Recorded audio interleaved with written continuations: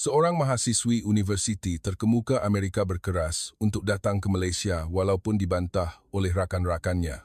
Mengapakah dia begitu terikat dengan Malaysia? Emily John, dia menyimpan satu rahsia selama 5 tahun yang tidak pernah diceritakan kepada sesiapa pun. Imbas kembali 5 tahun lalu, ketika dia masih seorang pelajar sekolah menengah. Semasa lawatan sambil belajar ke Malaysia, dia hampir berdepan dengan krisis appendix pecah. Seorang gadis berusia 17 tahun jatuh sakit di negara asing tanpa insurans kesihatan. Namun, yang menyelamatkan nyawanya ialah sebuah hospital di Malaysia. Di Amerika, kos purata pembedahan appendix ialah antara $30,000 hingga $50,000, yaitu kira-kira RM140,000 hingga RM235,000. Tetapi bil yang diterimanya hanyalah bernilai RM8,500 sahaja, tidak sampai 1,15 daripada kos di Amerika, negara yang pernah dipercayainya sebagai peneraju bidang perubatan. Sejak hari itu, Malaysia terukir mendalam di hati Emily. 5 tahun kemudian, Emily mengajak rakan-rakan universitinya untuk melancong ke Malaysia. Namun, apa yang diterimanya hanyalah kata-kata dingin dan prasangka. Bukan ke itu negara yang politiknya tak stabil. Sistem kesihatan awam mereka mundur, kan? Pergi Jepun atau Eropah lagi bagus. Di tengah-tengah kejahilan rakan-rakannya, bagaimanakah dia akan meyakinkan mereka untuk melawat Malaysia? Dan bagaimanakah perjalanan 72 jam di Malaysia akan mengubah hidup mereka selamanya? Jika Anda rasa video ini bermanfaat, sila tekan butang ikuti dan suka. Sokongan Anda amat penting bagi kami untuk terus menghasilkan kandungan yang lebih baik. Mulai sekarang, kisah Emily akan didedahkan kepada semua. Hello, nama saya Emily Johnson, berumur 22 tahun, mahasiswi tahun kedua Fakulti Perniagaan di University Stanford. Ramai yang melihat saya sebagai seorang yang pintar dan berada di landasan kejayaan. Daripada presiden pelajar di sekolah menengah, memenangi pertandingan debat kebangsaan, sehinggalah diterima masuk ke Fakulti Perniagaan Stanford dengan markah tertinggi. Dari luaran, hidup saya mungkin kelihatan seperti ditaburi kelopak mawar. Tetapi, ada satu rahsia dalam hidup saya yang tidak pernah saya ceritakan kepada sesiapa. Ia adalah kisah yang berlaku 5 tahun lalu, pada musim luruh ketika saya berumur 17 tahun. Tanpa peristiwa hari itu, tidak akan ada saya pada hari ini. Ketika itu, keluarga saya sedang menghadapi situasi yang paling buruk. Perniagaan ayah saya bankrupt sepenuhnya, kesan berlarutan daripada krisis kewangan 2008 sehingga tahun 2019. Syarikat pembinaan ayah terpaksa ditutup dalam sekelip mata. Keluarga kami, yang dahulunya kelas pertengahan, jatuh miskin. Kami terpaksa berpindah dari sebuah rumah besar di Texas ke sebuah pangsapuri kecil di pinggir Bandar Lae. Tetapi yang paling teruk ialah kami tidak lagi mempunyai insurans kesihatan. Tahukah Anda apa artinya tidak mempunyai insurans kesihatan di Amerika? Ia bermakna, walaupun hanya demam selesma, Anda tidak boleh berjumpa doktor. Untuk mendapatkan sepapan ubat penahan sakit dan demam, kos konsultasi doktor sahaja sudah mencecah $200. Apa yang boleh kami lakukan hanyalah bertahan dengan Tylenol yang dibeli dari farmasi biasa. Sakit gigi kena tahan, sakit perut pun kena tahan. Hospital menjadi tempat untuk orang kaya sahaja. Pada masa itu, saya belajar bersungguh-sungguh. Beasiswa adalah satu-satunya harapan keluarga kami. Saya bangun seawal pukul 5 pagi setiap hari untuk mengulang kaji. Selepas sekolah, saya bekerja sambilan di sebuah restoran makanan segera. Setiap sen yang saya perolehi, saya serahkan kepada ibu. Itulah satu-satunya perkara yang boleh saya lakukan untuk keluarga. Di tengah-tengah keadaan itu, sekolah mengumumkan program lawatan sambil belajar ke Malaysia. Ia adalah program pertukaran budaya Malaysia-Amerika yang menawarkan beasiswa penuh kepada 30 pelajar cemerlang. Ia adalah peluang yang sangat istimewa. Tiket penerbangan, penginapan, dan makanan semuanya percuma. Sudah tentu, saya terpilih. Dan itulah kali pertama saya menaiki kapal terbang. Pasport pun baru dibuat ketika itu. Jujur saya katakan, saya tidak tahu banyak tentang Malaysia. Saya hanya tahu ia sebuah negara yang mempunyai menara berkembar yang ikonik dan makanan yang dipanggil nasi lemak. Saya tidak berminat dengan budaya pop atau drama Malaysia. Saya juga tidak begitu gemar makanan Asia. Saya tidak dapat membezakan antara masakan Cina, Jepun, dan Melayu. Saya pergi hanya kerana ia adalah manfaat daripada beasiswa, tidak lebih daripada sekadar lawatan percuma ke luar negara. Tanggapan pertama saya di lapangan terbang antarabangsa Kuala Lumpur sangat menakjubkan. Selepas perjalanan yang meletihkan selama lebih 17 jam, saya tidak sangka lapangan terbang ini begitu bersih dan teratur. Berbanding dengan kesibukan lapangan terbang antarabangsa Los Angeles, ia seperti berada di dunia yang berbeza. Lantainya tidak berhabuk sedikit pun, tandasnya tidak berbau, dan semua kaki tangan tersenyum serta sedia membantu. Papan tanda dalam bahasa Inggris ada di mana-mana. Namun, pada masa itu, saya masih berpegang teguh pada kepercayaan bahawa Amerika adalah yang terbaik di dunia. Hanyalah lapangan terbang yang dihias cantik, fikir saya. Masalah timbul pada hari ketiga lawatan. Ketika sedang melawat tapak warisan dunia UNESCO di Melaka, tiba-tiba saya merasakan sakit yang amat sangat di bahagian kanan bawah perut, seperti ditikam pisau. Pada mulanya, saya fikir ia disebabkan oleh sarapan pagi tadi. Mungkin hidangan Melayu yang pedas itu tidak sesuai dengan perut saya. Di Amerika, saya jarang sekali makan makanan pedas. Tetapi kesakitan itu semakin menjadi-jadi. Peluh mula membasahi tubuh sehingga untuk berjalan pun sukar. Akhirnya, saya rebah di tangga Bukit St. Paul. Guru pengiring segera menelpon ambulans. Perkara terakhir yang saya ingat ialah imej anggota paramedik yang bergegas datang dan tubuh saya yang menggigil ketakutan kerana tidak faham sepatah pun bahasa Melayu. Mereka bertanya sesuatu, tetapi saya langsung tidak faham. Walaupun saya berkata I'm hurt dalam bahasa Inggris, mereka hanya mengangguk. Adakah aku akan mati seorang diri di negara asing ini? Itulah yang saya fikirkan. Mungkin aku tidak akan dapat melihat wajah ayah dan ibu lagi. Adakah hidupku akan berakhir begini? Di dalam ambulans, saya menangis teresa-kesak. Sebaik sahaja tiba di bilik kecemasan sebuah hospital swasta terkemuka, sepasukan doktor segera mengelilingi saya. Imbasan CT, ujian darah, ultrasound, semuanya berjalan sepantas kilat. Di bilik kecemasan di Amerika, untuk membuat satu ujian sahaja perlu menunggu berjam-jam. Tetapi di sini, dalam masa kurang 30 menit, semua pemeriksaan selesai. Seorang doktor bercakap dengan saya dalam bahasa Inggris, Emily, appendix kamu dalam keadaan serius. Ia adalah appendisitis akut. Kita perlu melakukan pembedahan segera. Jika lewat, appendix kamu mungkin pecah. Pada saat itu, perkara yang terlintas di fikiran saya ialah kos rawatan. Saya tahu jika saya menjalani pembedahan appendix di Amerika tanpa insurans, kosnya sekurang-kurangnya $30,000 atau kira-kira RM140,000. Jika kesnya rumit, ia boleh mencecah $50,000. Bagaimana keluarga kami, yang tenggelam dalam hutang akibat kebangkrapan ayah, mampu mencari wang sebanyak itu? Ketakutan bahawa keluarga kami akan bangkrap sepenuhnya jika saya dibedah menyelubungi diri saya. Saya menangis dan memberitahu doktor, saya tak nak bedah. Saya nak balik bedah di Amerika. Tolonglah, doktor. Doktor itu menggelengkan kepala dengan riak wajah yang serius. Jika appendix pecah, ia akan merebak menjadi peritonitis. Boleh berlaku jangkitan kuman dalam darah. Dalam kes paling buruk, ia boleh membawa maut. Sekarang, kita hanya perlu melakukan pembedahan laparoskopi yang mudah. Tetapi jika ia pecah, kita terpaksa melakukan pembedahan terbuka. Proses pemulihan akan lebih lama. Guru pengiring menelpon ibu bapa saya di seberang laut. Saya terdengar suara ibu menangis di hujung talian. Emily, jangan risau, sayang. Teruskan dengan pembedahan. Pasal duit, nanti kita cari jalan. Nyawa anak ibu lebih penting. Ayah pula senyap, tidak berkata apa-apa. Saya dapat mendengar kesunyian ayah melalui telepon. Saya tahu betapa beratnya kesunyian itu, dan saya tahu betapa bersalahnya perasaan ayah ketika itu. Malam itu, di atas katil hospital di negara asing, saya berdoa kepada Tuhan buat kali pertama dalam hidup saya. Tuhan, tolonglah jangan bebankan keluarga kami lagi.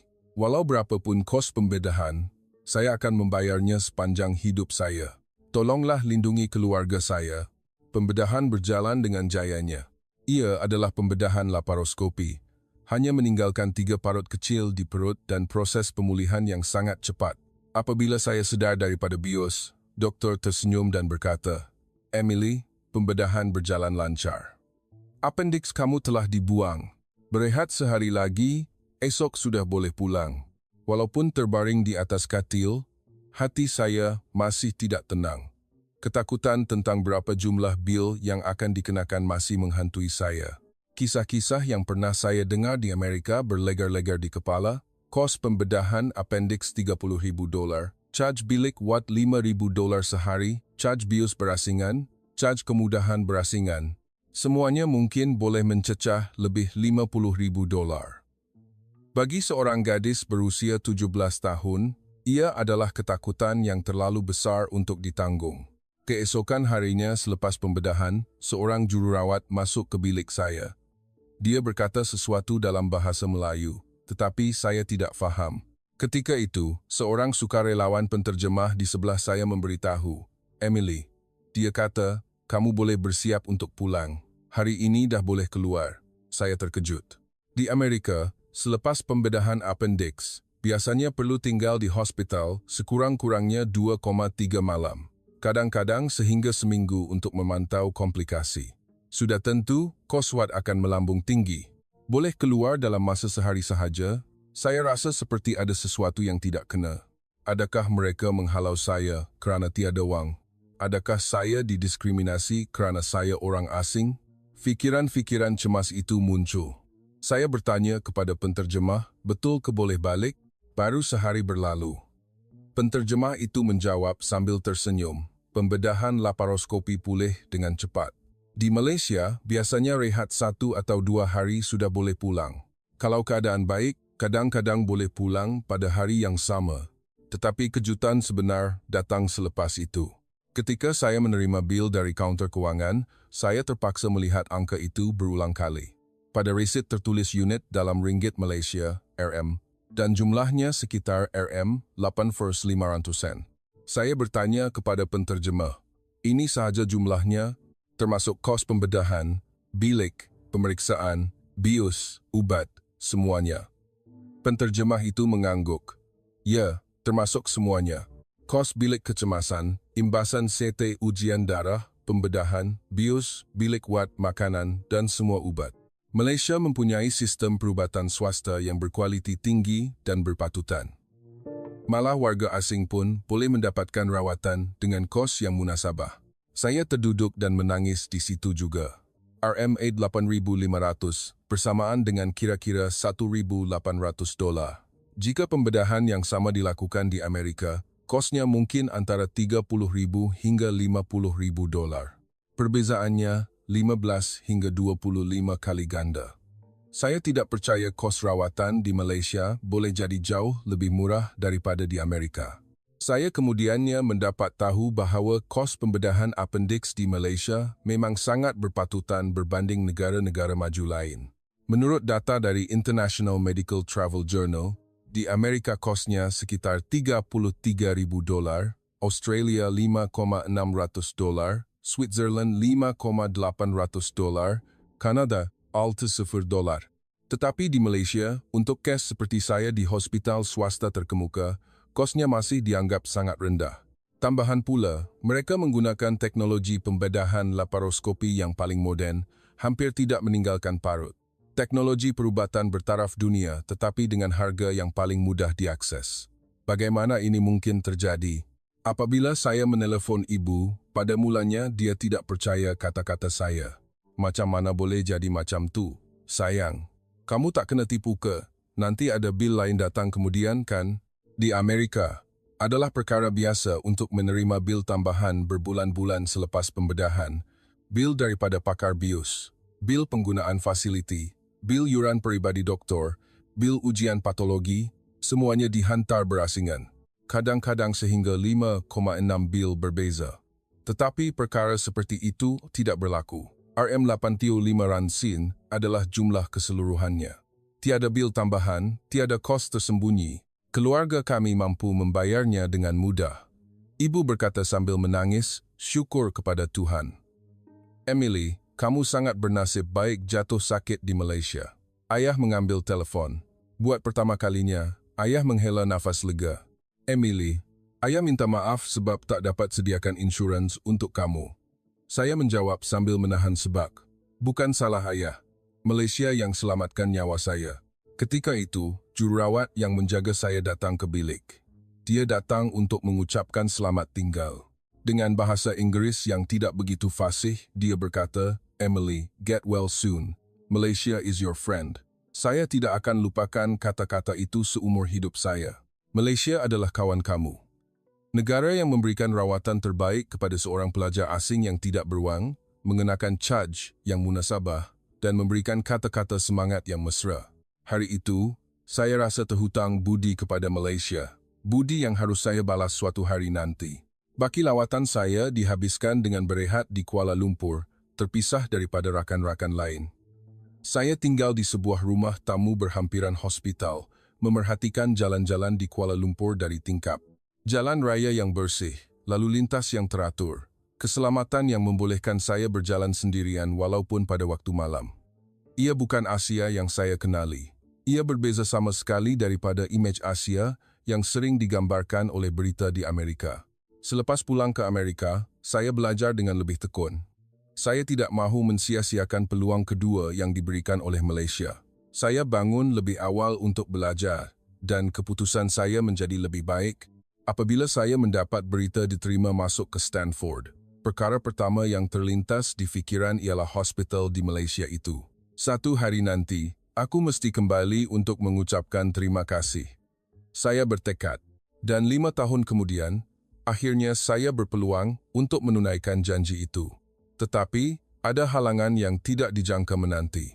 Pada musim bunga tahun kedua di universiti, saya mencadangkan kepada Jessica, rakan sebilik saya, dan rakan-rakan lain untuk melancong ke Malaysia semasa cuti musim panas. Jessica ialah anak perempuan dari keluarga kaya di Manhattan, New York. Ayahnya seorang eksekutif di Goldman Sachs di Wall Street. Sejak kecil, dia sering melancong ke Eropah hampir setiap tahun, Paris, London, Rome, Barcelona. Instagramnya penuh dengan gambar-gambar dari Eropah. Sebaik sahaja saya mencadangkan Malaysia, riak wajah Jessica berubah. Malaysia? Serius ke? Bukankah itu negara yang sering ada krisis politik? Aku nampak kat berita TV. Bahaya, kan? Saya cuba menjelaskan dengan tenang. Malaysia selamat. Kuala Lumpur mempunyai kadar jenayah yang lebih rendah daripada New York. Ia negara yang selamat untuk berjalan seorang diri pada waktu malam. Tetapi Jessica mendengus. Emily, aku tahu kau mungkin ada fantasi romantik tentang Asia, tapi berpijaklah pada bumi yang nyata. Dengan bajet yang sama, lebih baik pergi Paris atau Rome, kan? Di sana, pusat kebudayaan dan seni dunia. Olivia, seorang lagi rakan, menyampuk.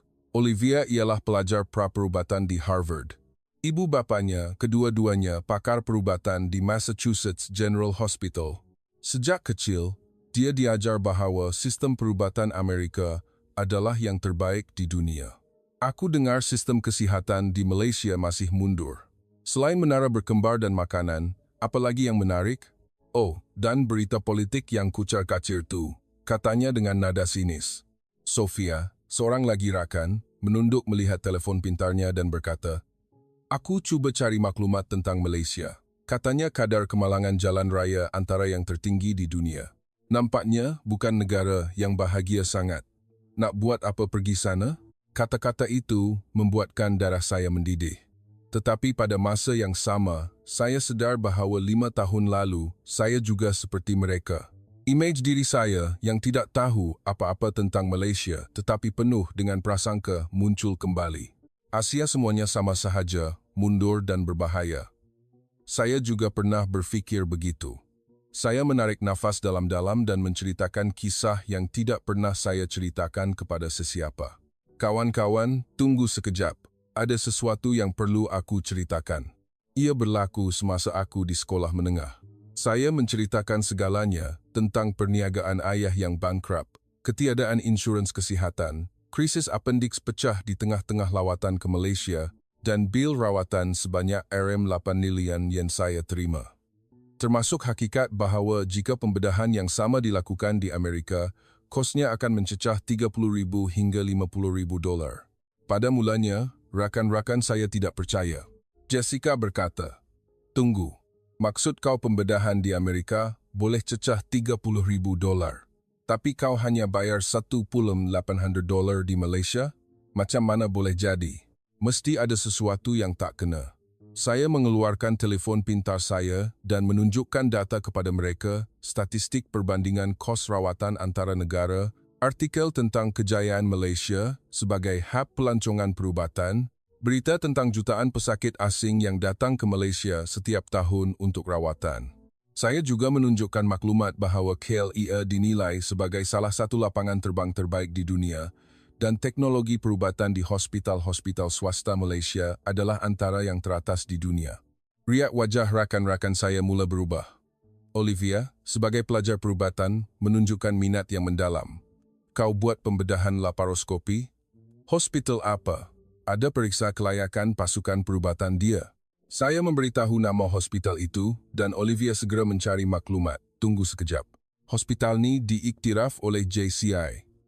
Ini adalah akreditasi standar antarabangsa yang sama seperti hospital-hospital di Amerika. Malah ada doktor yang lulusan Johns Hopkins. JCI, Joint Commission International, ialah badan akreditasi hospital antarabangsa dari Amerika Syarikat yang terkenal dengan standar kualiti perubatan yang paling ketat di dunia. Malah hospital terkenal di Amerika pun berusaha keras untuk mendapatkan akreditasi ini. Olivia mengerutkan dahi. Kos rawatan murah tapi kualiti setanding Amerika? Perkara ini tak pernah diajar di Fakulti Perubatan. Pelik betul. Saya menjelaskan, Malaysia mempunyai sistem hospital swasta yang sangat kompetitif. Ini menjadikan harga berpatutan, tetapi kualiti perkhidmatan mesti tinggi untuk menarik pesakit, terutamanya pesakit asing. Hospital tidak boleh menetapkan harga sesuka hati seperti di Amerika. Itulah sebabnya harga murah tetapi teknologi bertaraf dunia. Doktor-doktornya juga sangat berpengalaman kerana merawat ramai pesakit. Jessica membantah, tapi dari segi budaya, mesti membosankan. Eropah ada seni dan sejarah. Museum Louvre, Colosseum, Menara Eiffel. Malaysia ada apa? Nasi lemak? Saya membalas, telefon pintar Samsung yang aku suka tu dari mana? Siri Netflix yang kita tengok. Squid Game dari Korea. Tapi filem seperti The Journey atau Ola Bola yang terkenal di peringkat antarabangsa. Dari mana? Kenal Yuna, penyanyi yang mencipta sejarah di carta Billboard. Kenal filem-filem arahan Yasmin Ahmad yang memenangi anugerah antarabangsa? Itulah Malaysia. Budaya yang aku nikmati setiap hari, sebahagiannya datang dari Malaysia juga. Jessica terdiam seketika. Wajahnya menunjukkan dia baru sedar betapa banyak budaya dari rantau itu yang telah dinikmatinya. Sofia mengangguk. Betul juga, aku dah tengok Ola Bola 3 kali. Tetapi titik perubahan sebenar berlaku apabila saya memainkan kad truf terakhir saya. Saya menunjukkan video pasar malam di Malaysia kepada mereka melalui telefon pintar saya. Video yang memaparkan deretan gerai makanan, sate, char kway teow, nasi lemak, ayam percik, cendol, rojak. Ia adalah syurga makanan, bukan sekadar medan selera biasa. Mata Jessica terbeliak. Tunggu, ini pasar malam? Bukan pusat beli belah? Di Amerika, kalau bukan food truck, cuma ada restoran dalam mall. Tapi ini berbeza sama sekali. Ada beratus jenis makanan. Akhirnya, rakan-rakan saya bersetuju dengan cadangan saya, tetapi dengan syarat. Olivia berkata, "Okey, kita pergi. Tapi kalau apa yang kau cakap tu berlebihan, dalam penerbangan pulang nanti aku akan tolak markah kau." Sesuai dengan seorang pelajar perubatan, saya menjawab dengan yakin, "Jangan risau. 2 jam sudah lebih daripada cukup. Pandangan kamu semua akan berubah selamanya." Kami tiba di lapangan terbang antarabangsa Kuala Lumpur pada suatu petang bulan Jun. Sebaik sahaja turun dari pesawat, Jessica mula merungut penerbangan 17 jam penatnya. Makanan dalam pesawat biasa-biasa saja. Cepatlah nak ke hotel, nak mandi dan berehat. Tetapi sebaik sahaja kami tiba di barisan imigresen, suasana mula berubah. Olivia bersuara dahulu, kenapa cepat sangat kat sini?" Barisan bergerak lancar. Di lapangan terbang di Amerika, proses imigresen biasanya mengambil masa sekurang-kurangnya 1 jam. Dilaks. Kadang-kadang lebih 2 jam. barisan panjang, proses lambat, soalan bertubi-tubi. Tetapi, Clea berbeza. Terdapat pintu automatik, hanya imbas pasport dan cap jari, selesai dalam 30 saat. Jessica kelihatan bingung. Tunggu, itu sahaja? Tak tanya apa-apa pun, tak tanya pun boleh cakap Melayu ke tak? Saya ketawa dan menjawab, inilah sistem pintar Malaysia. Apa yang mesin boleh buat, biarkan mesin yang buat. Inilah negara yang efisien. Semasa berjalan di balai berlepas, Sofia melihat sekeliling. Wow, kenapa bersih sangat kat sini? Lantai berkilat. Dekat laks penuh dengan kesan gula-gula getah dan habuk. Memang benar, Clea sentiasa dinilai sebagai salah satu lapangan terbang terbaik di dunia, terutamanya dari segi kebersihan dan kemudahan. Kejutan kedua berlaku di tali sawat bagasi. Apabila bagasi mula keluar, Olivia berseru, tunggu sekejap, kenapa beg aku nampak lain macam? Oh, petugas letakkan beg dengan bahagian tag nama menghadap keluar supaya senang nampak. Petugas di Clea sering memberi perhatian kepada perincian kecil untuk kemudahan penumpang. Ini adalah perkhidmatan yang menunjukkan keprihatinan. Berbeza dengan di Amerika, di mana bagasi sering dicampak keluar tanpa aturan. Jessica bergumam, ini mengagumkan.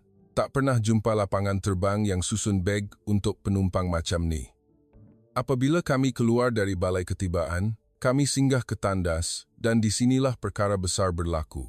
Olivia keluar dari tandas dan menjerit, Emily, tandas kat sini ada paip semburan, bidet, dan percuma pulak tu. Pernahkah anda menggunakan tandas di lapangan terbang Amerika? Pintu tandas biasanya mempunyai jurang hampir 30 cm dari lantai, menampakkan kaki orang di dalam, tiada privasi.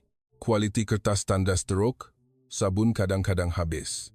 Paip semburan, lupakan sahaja. Tetapi tandas di Clea setaraf Hotel 5 bintang, bersih, wangi, dan lengkap. Jessica berkata, panel kawalan nampak canggih. Ada bahasa Melayu, Inggeris, Jepun, dan Cina. Malaysia sangat mengambil berat tentang pelancong asing, sampaikan dalam tandas pun ada arahan pelbagai bahasa. Sofia mengambil suai foto, kena post kat Instagram ni, tandas lapangan terbang lagi hebat dari hotel.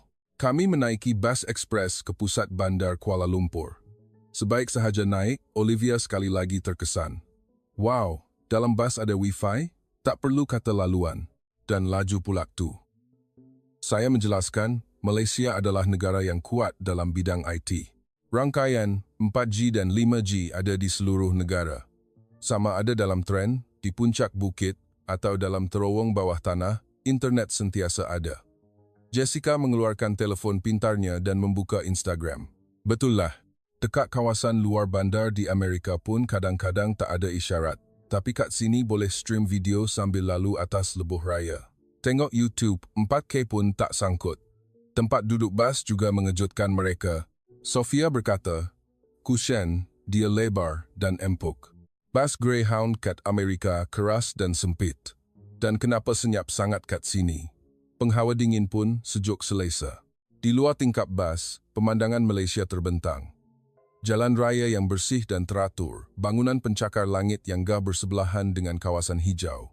Olivia berkata, lebih bersih dari yang aku sangkakan. Aku ingat Asia ni sibuk dan serabut. Kat sini bangunan tinggi dan alam semula jadi wujud harmoni.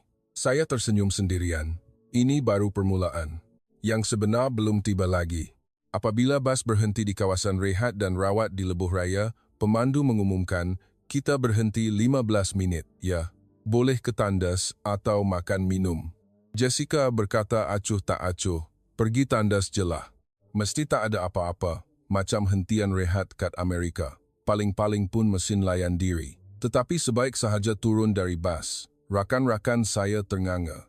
Deretan kedai makan di hadapan bangunan reka bentuk bangunan yang moden, malah ada taman kecil di sebelah tempat letak kereta. Jessica berkata dengan gagap, Emily, ini bukan pusat beli belah ke? Ada medan selera? Saya tersenyum dan menjawab, ya, inilah di Malaysia. Nak masuk tengok. Perjalanan 72 jam rakan-rakan saya di Malaysia telah bermula secara rasmi. Sebaik sahaja melangkah masuk ke Olivia tergamam. Apa ni? Medan selera? macam food court di aras bawah tanah pusat beli belah mewah. Dia mengira dan berkata, rasanya ada lebih 20. Tak, mungkin 30 jenis makanan kat sini. Bayangkan hentian rehat di lebuh raya Amerika. Hanya ada rangkaian makanan segera seperti McDonald's atau Subway. Pilihan makanan sangat terhad, tetapi di Malaysia sangat berbeza. Nasi lemak, sate, char kway teow, mi sup, ayam goreng, buah-buahan potong, cendol, ais kacang, kopi, jus buah-buahan. Di satu sudut, ada orang sedang membakar sate, di sudut lain ada yang sedang menggoreng mie. Baunya sahaja sudah membuatkan perut berkeroncong. Saya menerangkan pelbagai jenis menu kepada mereka. Ini namanya sate, daging yang diperap dan dicucuk pada lidi, dibakar dan dimakan dengan kuah kacang. Sedap sampai tak boleh berhenti. Yang ini pula pau, roti gebu dengan inti kaya atau kacang merah. Jessica membuat muka ragu-ragu. Daging bakar tepi jalan, nampak tak meyakinkan. Aku pas. Tetapi Olivia terus berjalan ke sebuah gerai. Aku nak cuba. Dah sampai sini, kena cuba. Pelajar perubatan takkan takut dengan makanan. Satu set sate ayam dihidangkan, harganya hanya sekitar RM15. Tak sampai $4, tetapi kuantitinya banyak. Olivia mengambil secucuk dan menggigit dengan berhati-hati. Matanya terbeliak. Sedapnya. Wangi, lembut, rasa rempahnya cukup. Rasa apa ni ya? Saya menjelaskan, orang Malaysia makan sebagai snack petang. Sangat popular. Akhirnya, Jessica turut mencuba secucuk. Wajahnya berubah serta-merta. Aku mengaku, lebih sedap dari yang aku sangka. Memang wangi dan lembut. Seterusnya, cendol. Jessica melihat papan harga dan berseru, tunggu, semangkuk ni RM5 sahaja. Tak sampai $150. Di Amerika, kalau nak beli pencuci mulut berkualiti macam ni, kena bayar sekurang-kurangnya $8 hingga $12. Itu pun kena cari di restoran yang bagus. Tapi di Air Malaysia, dengan harga tak sampai $2, dah dapat cendol yang sedap. Olivia menyuap cendol ke dalam mulutnya dan terkesan. Santan dia wangi, gula Melakanya pekat. Sedapnya. Ini snack di lebuh raya. Di Amerika, kalau nak makan macam ni, kena pergi restoran khas. Sofia tidak henti-henti mengambil gambar. Kena post kat Instagram ni, taraf R di Malaysia ni luar biasa. Saya ketawa dan berkata, R di Malaysia adalah sebahagian daripada perjalanan, bukan sekadar tempat berhenti. Setiap Air ada keistimewaan tersendiri. Mereka seronok mencuba pelbagai makanan, termasuklah keropok lekor, snack populer dari Terengganu. Jessica berkata, kalau benda ni jual kat Amerika, mesti laku keras. Kenapa kat sana tak ada benda macam ni? Asyik hotdog je. Sebelum naik bas, kami singgah ke tandas. Olivia sekali lagi kagum. Tandas kat sini pun bersih sangat. R je, tapi kualiti macam lapangan terbang. Siap ada lotion tangan kat sinki. Tandas di R Malaysia memang terkenal dengan kebersihannya. Ada petugas pembersihan 24 jam dan kemudahan yang lengkap. Berbanding dengan tandas di hentian rehat Amerika, ia seperti langit dengan bumi. Jessica bergumam. Air kat Amerika menakutkan sampai tak berani masuk. Tapi kat sini macam lobi hotel. Tak ada bau busuk, lantai pun tak basah. Saya mahu mereka melihat lebih banyak lagi, jadi saya membawa mereka ke kedai menjual produk tempatan di satu sudut RR. Ini apa pula? Tanya Olivia. RR di Malaysia biasanya ada zon menjual produk industri kecil dan sederhana atau barangan tempatan. Kalau di RR Air Keroh, ada dodol Melaka. Kalau di Tapah, ada jambu batu. Ia bukan sekadar tempat makan dan rehat, tapi juga dapat merasai budaya tempatan. Jessica berkata, Air kat Amerika. Tak kira negeri mana kau pergi, semua sama. Tapi kat sini, setiap tempat berbeza. Ada kedai cenderamata pulak tu. Saya mengangguk. Malaysia, walaupun negara kecil, setiap negeri ada budaya makanan yang berbeza. Dekat R pun kita boleh rasa keunikannya. Pemandu bas memanggil kami naik. Rakan-rakan saya naik ke bas dengan berat hati, tangan mereka penuh dengan sate, pau dan minuman. Jessica berkata, Emily, aku mengaku, dengan Air sahaja, kau dah dapat banyak markah. Buat aku rasa malu dengan hentian rehat kat Amerika. Saya berfikir dalam hati, Ini belum sampai Kuala Lumpur lagi, yang sebenar ada di sistem transit bandar nanti. Selepas tiba di Kuala Lumpur, program pertama kami ialah membeli belah di Bukit Bintang. Kami memutuskan untuk menaiki MRT dari hotel. Jessica merungut, MRT? Tak boleh naik taksi ke? Teringat subway kat New York. Seram. Ada tikus, bau, menakutkan. Pernahkah anda menaiki kereta api bawah tanah di New York? Kotor, busuk, bising, dan menakutkan. Tikus berlari di landasan adalah pemandangan biasa. Gelandangan tidur di dalam gerabak juga perkara biasa. Pada waktu malam, sangat menakutkan untuk naik seorang diri. Penghawa dingin pun tidak sejuk. Saya memujuk Jessica, MRT di KL tak macam kat New York. Percayalah, cuba naik 2 stesen je. Kalau tak suka, kita panggil taksi. Sebaik sahaja melangkah masuk ke stesen MRT, reaksi mereka mula kelihatan. Olivia bersuara dahulu, kenapa terang sangat kat sini? Siling tinggi, lampu terang. Stesen MRT di KL memang terang dan bersih. Berbeza sama sekali dengan suasana gelap dan lembab stesen subway di New York. Tiada kulat di dinding, tiada air menitis dari siling. Jessica berkata sambil melihat sekeliling, dan kenapa senyap sangat? Kat New York bising sepanjang masa. Orang kat sini tak jerit-jerit ke? Apabila kami menyentuh kad touch go di pintu automatik, Olivia sekali lagi kagum. Satu kad boleh guna untuk bas dan tren. Boleh sambung perjalanan tanpa bayar tambang tambahan. Saya menjelaskan, ya, kad touch go boleh digunakan untuk kebanyakan pengangkutan awam di KL. Tren, bas, monorail. Ada banyak promosi dan diskaun juga. Di New York, tambang subway dan bas berasingan, tiada diskaun untuk pertukaran laluan. Apabila kami turun ke platform, satu lagi kejutan menanti. Jessica berhenti dan bertanya, apa tu? Dinding kaca tu? Ada pintu yang asingkan landasan dengan platform? Platform MRT di KL dilengkapi dengan pintu screen platform. Ia adalah ciri keselamatan yang menghalang penumpang daripada terjatuh ke landasan. Ia juga membantu mengurangkan bunyi bising dan meningkatkan kecekapan penghawa dingin. Olivia, dari sudut pandang pelajar perubatan, berkata, wow, ini satu revolusi keselamatan. Kemalangan sifar. Di subway Amerika, berpuluh-puluh orang mati jatuh ke landasan setiap tahun. Kenapa New York tak ada macam ni? Saya menjawab, subway New York tu infrastruktur berusia lebih 100 tahun. Nak pasang sistem baru perlukan belanja yang sangat besar. Tapi MRT KL baru beberapa tahun, jadi lebih mudah untuk guna teknologi terkini. Tren tiba. Pintu skrin dan pintu tren terbuka serentak. Sebaik sahaja masuk ke dalam gerabak, Jessica menjerit lagi. Sejuknya dan ada skrin kat siling. Tren MRT di KL mempunyai skrin LCD yang memaparkan maklumat stesen seterusnya, maklumat pertukaran laluan, berita dan cuaca. Pengumuman juga dibuat dalam dua bahasa, Melayu dan Inggris. Di subway New York, tiada perkara seperti ini. Olivia mengeluarkan telefon pintarnya dan berkata, dalam tren pun ada Wi-Fi percuma, laju pulak tu. Tren MRT di KL menyediakan Wi-Fi percuma di sepanjang laluan. Sofia membuka TikTok, boleh muat naik video terus. Boleh buat live dalam tren? Jessica duduk dan berkata, tempat duduk pun bersih. Tak ada kesan gula-gula getah, tak ada contengan, tak berbau.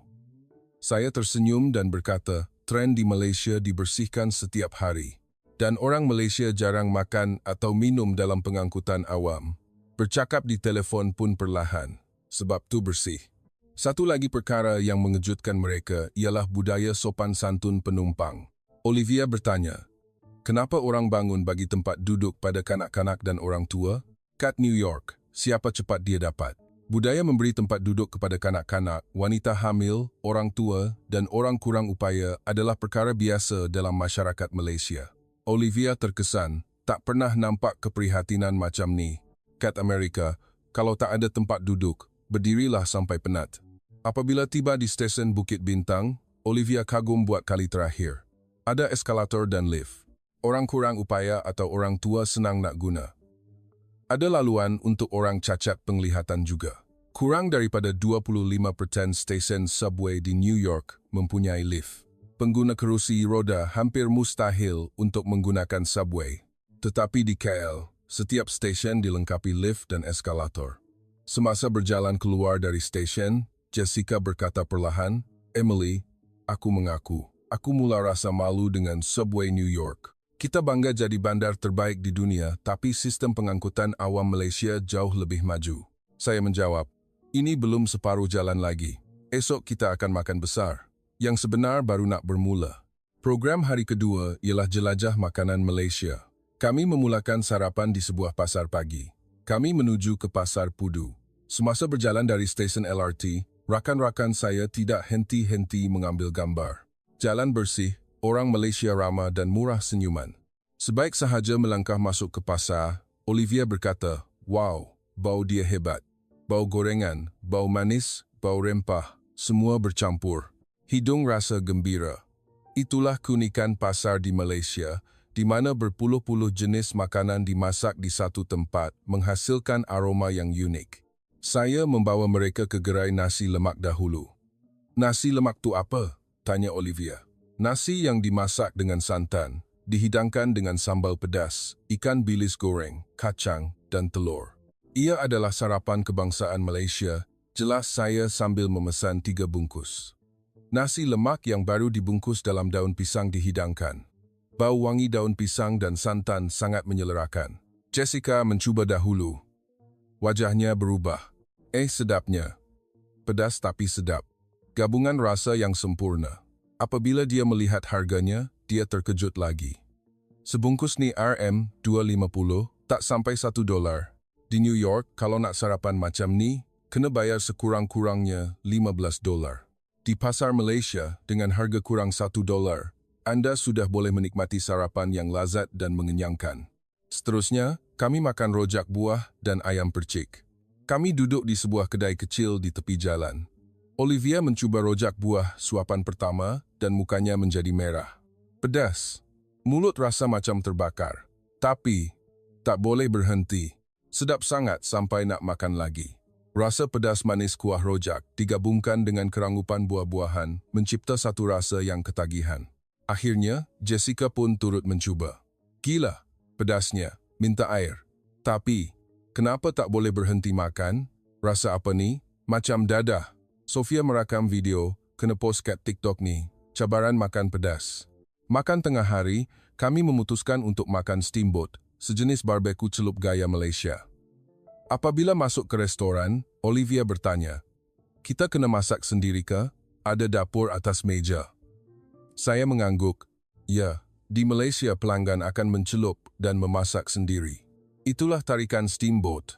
Kita boleh kawal tahap masakan ikut suka hati.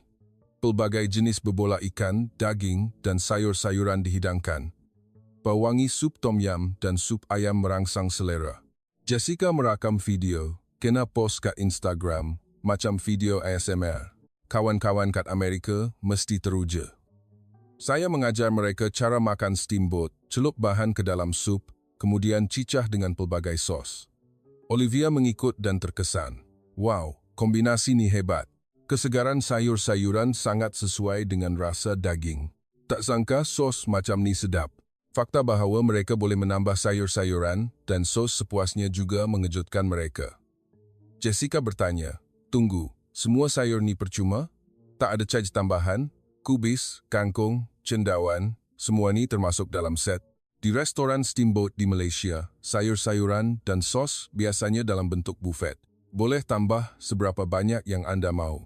Ini tidak dapat dibayangkan di Amerika, di mana setiap hidangan sampingan dicaj $5 hingga $8. Olivia terkejut sekali lagi semasa membayar. Steamboat untuk 3 orang, sup, sayur-sayuran buffet, semuanya cuma RM90. Di Amerika, kalau nak makan macam ni, seorang kena bayar sekurang-kurangnya $50. Itu belum termasuk tip. Jessica melihat resit dan berkata, "Tak perlu bagi tip? Malaysia, tak ada budaya bagi tip ke?" Saya menjelaskan, "Ya, di Malaysia tak perlu bagi tip. Caj, perkhidmatan dah termasuk dalam harga. Kadang-kadang, kalau bagi tip, pekerja pun akan keliru." Malamnya, kami mengakhiri hari dengan ayam goreng berempah yang dipesan ke hotel. Ia adalah salah satu makanan Malaysia yang paling digemari oleh pelancong asing. Apabila ayam goreng tiba, mata Jessica terbeliak. Banyaknya, harga cuma RM30, tak sampai $7. Di Amerika, kalau nak makan banyak nih, kena bayar $45 sekurang-kurangnya, belum termasuk kos penghantaran. Kulit ayam yang rangup, isi yang lembut, dan sedap rempah yang wangi. Rakan-rakan, saya makan sambil tidak henti-henti memuji. Olivia berkata, sekarang aku faham kenapa makanan Malaysia terkenal di seluruh dunia. Sedap, pelbagai, dan sangat murah. Berbanding dengan kos sara hidup di Amerika, kat sini macam syurga. Malam itu, semasa pulang ke hotel, Jessica berkata perlahan, Emily, aku mengaku, aku pandang rendah pada Malaysia. Makanan sahaja sudah cukup berbaloi untuk datang ke sini. Pengikut Instagram, aku komen tak henti-henti. Saya tersenyum dan menjawab, esok, aku akan bawa kamu ke tempat yang lebih istimewa. Tempat yang mengubah hidup aku 5 tahun lalu. Pada hari terakhir, saya mahu membawa rakan-rakan saya ke satu tempat yang istimewa, hospital yang menyelamatkan nyawa saya 5 tahun lalu di Melaka. Kami menaiki bas ekspres mewah dari Kuala Lumpur. Pengalaman menaiki bas mewah juga merupakan sesuatu yang baru bagi mereka. Semasa menunggu bas di Terminal Bersepadu Selatan, TBS, Olivia berkata, ini ke bas ekspres terkenal kat Malaysia, yang macam dalam kapal terbang tu? Ya, perjalanan ke Melaka tak lama. Kalau jarak yang sama di Amerika, kena memandu 5 jam sekurang-kurangnya. Apabila bas tiba, dengan reka bentuknya yang moden, Sofia terkesan, macam bas dari masa depan. Reka bentuknya hebat. Sebaik sahaja naik, Jessica terkejut. Tempat duduk lebih lebar dari kelas ekonomi kapal terbang. Ada ruang untuk lunjukkan kaki. Bas Greyhound kat Amerika sempit dan lama. Jessica melihat keluar tingkap. Bas hampir tak bergegar dan senyap. Macam naik kapal terbang tapi boleh nampak pemandangan. Di dalam bas juga ada Wi-Fi dan port pengecas. Sofia memuat naik video. Boleh muat naik video 4K dalam bas ekspres. Gila betul. Masa berlalu dengan pantas. Apabila tiba di Melaka, kami menaiki teksi ke hospital itu. Rakan-rakan saya masih tidak tahu mengapa saya membawa mereka ke sini. Mereka fikir ia sebahagian daripada lawatan. Apabila berdiri di hadapan hospital, kaki saya terasa berat. Inilah tempat yang saya lawati semula selepas 5 tahun. Bangunannya masih sama, tetapi kelihatan lebih bersih dan moden. Taman di hadapan dipenuhi bunga-bungaan, dan di pintu masuk, terdapat papan tanda tambahan untuk pesakit antarabangsa. Semua kenangan menerpa kembali. Hari saya dikejarkan ke bilik kecemasan, ketakutan di atas katil bedah, kelegaan apabila sedar dari bius, dan saat saya menerima bil berharga RM8.500. Jessica bertanya, Emily, kita kat mana ni? Kenapa datang hospital? Kau sakit ke? Saya menceritakan segalanya kepada mereka. Kisah saya menjalani pembedahan appendix di hospital ini 5 tahun lalu. Kos pembedahan yang hanya RM855 sedangkan di Amerika mungkin mencecah $30,000. Dan bagaimana pengalaman itu mengubah hidup saya. Saya dapat masuk ke Stanford kerana hospital ini. Keluarga saya tidak bankrupt kerana tempat ini. Olivia, dengan nada serius seorang pelajar perubatan, berkata, Emily, sekarang aku faham kenapa kau berkeras sangat nak datang Malaysia. Ini bukan sekadar perjalanan biasa, kan? Saya mengangguk. Malaysia adalah negara yang menyelamatkan nyawa aku. Bukan sahaja membedah aku, tetapi juga menyelamatkan keluarga aku dari kebangkrupan. Kalau di Amerika, ayah aku mungkin akan tenggelam dalam hutang sekali lagi. Ibu pasti akan sangat sedih. Dan aku mungkin tidak dapat menyambung pelajaran ke universiti. Kami masuk ke lobi hospital. Semuanya masih bersih dan moden seperti 5 tahun lalu. Terdapat kaunter khas untuk pesakit antarabangsa dengan papan tanda dalam bahasa Inggeris, Cina, Jepun, dan Arab. Saya pergi ke kaunter dan berkata dalam bahasa Inggeris, 5 tahun lalu, saya pernah menjadi pesakit di sini. Seorang pelajar sekolah menengah dari Amerika menjalani pembedahan appendix. Boleh saya tahu kalau saya boleh berjumpa dengan jururawat yang menjaga saya dulu? Petugas itu sangat membantu. Dia mencari maklumat dalam sistem dan tersenyum. Oh, Cik Emily Johnson, kan? Ada rekodnya. Jururawat yang menjaga Cik dulu masih bekerja di sini. Sekejap ya, saya hubungi dia. 10 menit kemudian, jururawat itu turun ke lobi. Apabila dia melihat saya, matanya terbeliak. Emily, pelajar Amerika tu, Betul ke ni? Air mata saya mengalir. Puan, Puan masih ingat saya? Mata jururawat itu juga berkaca. Mestilah ingat, gadis 17 tahun yang hampir pecah appendix tu. Yang menangis tak nak dibedah sebelum masuk Dewan Bedah. Dah besar panjangnya, makin cantik. Saya meluahkan apa yang ingin saya katakan selama 5 tahun. Terima kasih, Puan. Kerana Puan, saya dapat berdiri di sini hari ini. Saya dah diterima masuk ke Universiti Stanford, belajar bidang perniagaan. Saya tak pernah lupakan kata-kata Puan hari itu. Malaysia is your friend. Malaysia betul-betul kawan saya. Jururawat itu memegang tangan saya. Gembiranya, tengok kamu dah sihat dan berjaya. Masih ingat lagi gambar kamu menangis hari itu? Cakap tak ada insurans, tak ada duit. Sedih hati saya dengar. Terima kasih sebab datang semula ke Malaysia. Jessica, Olivia dan Sofia berdiri memerhatikan dari tepi. Mata Jessica juga bergenang. Dia berkata perlahan, Emily, aku tak pernah tahu kau ada kisah macam ni. Semasa berjalan keluar dari hospital, Olivia berkata perlahan, Emily, aku minta maaf sebab pernah cakap Malaysia negara mundur. Pernah fikir sistem kesihatan mereka tak bagus. Aku silap besar. Perubatan Malaysia bertaraf dunia dan harganya sangat berpatutan. Jessica menambah, aku pun minta maaf sebab pernah cakap negara ni bahaya kerana politik.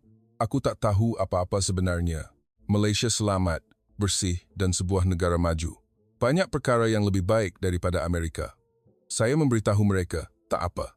5 tahun lalu, aku pun fikir macam kamu. Sebelum aku datang dan alaminya sendiri. Sesiapa pun boleh ada prasangka. Yang penting ialah keberanian untuk mengubah fikiran selepas berdepan dengan kebenaran, dan kamu semua ada keberanian itu. Di dalam kereta menuju ke lapangan terbang, Jessica berkata, Emily, aku akan datang Malaysia lagi. Lain kali nak pergi Pulau Pinang, nak pergi Sabah. Aku akan ajak kawan-kawan lain. Olivia mengangguk. Aku pun sama. Aku nak kaji lebih lanjut tentang sistem kesihatan Malaysia. Boleh jadi tajuk tesis aku.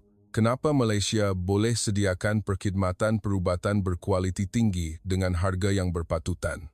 Sofia menunjukkan telefon pintarnya. Jumlah tontonan TikTok aku meletup. Video pasar malam di Malaysia dah lebih 1 juta tontonan. Kebanyakan komen cakap mereka nak datang melancong ke Malaysia. Semasa mendaftar masuk di Clear, saya berfikir, perjalanan 72 jam ini benar-benar telah mengubah hidup rakan-rakan saya, sama seperti saya. Prasangka telah bertukar menjadi kekaguman. Kejahilan telah bertukar menjadi pemahaman. Sebelum menaiki pesawat, saya menoleh ke belakang, memandang bumi Malaysia sekali lagi. Di kejauhan, kelihatan garisan langit Kuala Lumpur. Terima kasih, Malaysia. Terima kasih kerana menyelamatkan nyawa aku. Terima kasih kerana melindungi keluarga aku. Aku akan kembali lagi. Pasti akan kembali. Saya mengucapkan selamat tinggal dalam hati dan menaiki pesawat. Kali ini, saya tidak datang seorang diri, tetapi bersama 3 orang rakan yang kini juga telah menjadi kawan kepada Malaysia. Perjalanan 72 jam Emily Johnson, mahasiswi Universiti Terkemuka Amerika, di Malaysia telah berakhir. Dia diselamatkan daripada pembedahan appendix 5 tahun lalu dan menyelamatkan keluarganya daripada hutang dengan kos rawatan yang 15 kali lebih murah daripada di Amerika. Dan 5 tahun kemudian, dia membawa rakan-rakannya yang penuh prasangka kembali melawat Malaysia.